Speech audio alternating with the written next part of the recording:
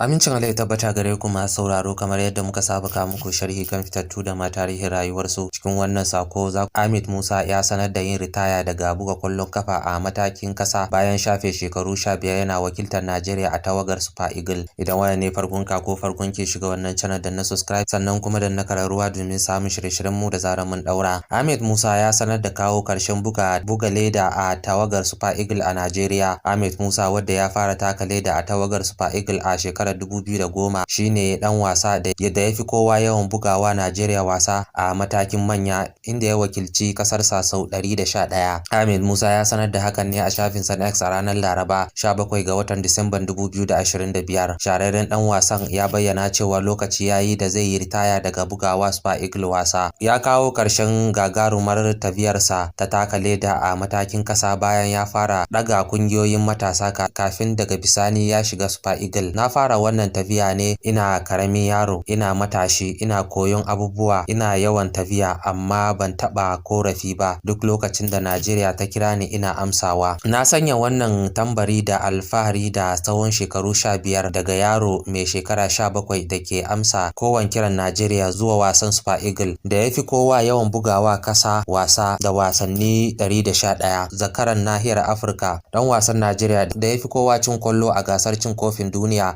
Na bayar da dukkan abin da nake da shi. Na gode Najeriya, zuciyata ta ci gaba da bugawa don kasata, inji Ahmed Musa. Ahmed Musa ya kasance cikin tawagar Super Eagle ta lashe gasar nahiyar Afirka 2013 karkashin jagorancin margayin Stephen Keshi, kuma ya buga gasar sau 4 a rayuwarsa bayan ritayar Victor Osimhen. Bayan ritayar Victor Eyema a watan Oktoban 2015, tsohon kocin Najeriya Sunday Oluseye ya nada Ahmed Musa a matsayin kaftin din tawagar. Sai dai a shekarar 2016 an sauya wannan masaya, inda aka nada Michael John Obi a matsayin kaftin. Musa kuma ya koma mataimakin kaftin. Bayan ritayar Michael Obi, Ahmed Musa ya dawo ya rike ragamar jagorancin tawagar. Kasancewarsa kaftin din Super Eagle. Kasancewar kaftin din Super Eagle ya koya min abubuwa da dama game da daukar alhaki, hakuri da fifita wasu a kaina. Ba wai game da umarni bane, illa taimakon tawaga da tsayawa tsayin daka wajen kare tambarin kasa, inji Ahmed Musa. Ahmed Musa, wanda shine dan wasan Najeriya da yafi kowa cin kwallo a gasar cin kofin duniya, inda ya zura kwallaye 2 a gasar Argentina a shekarar 2014 a Brazil, sannan ya sake zura kwallaye 2 a ragar Iceland a gasar ta 2011 a Rasha. Lashe AFCON a 2013 zai ci gaba da zama abin tunawa ta musamman da cin kwallo a gasar cin kofin duniya akan Argentina da Iceland. Abubuwa ne da zan ringa kasancewa da su a raina har abada, inji Ahmed Musa. To masu sauraro, kar ku manta ku danna subscribe sannan kuma danna kararruwa domin samun shirye-shiryen mu da zarar mun daura.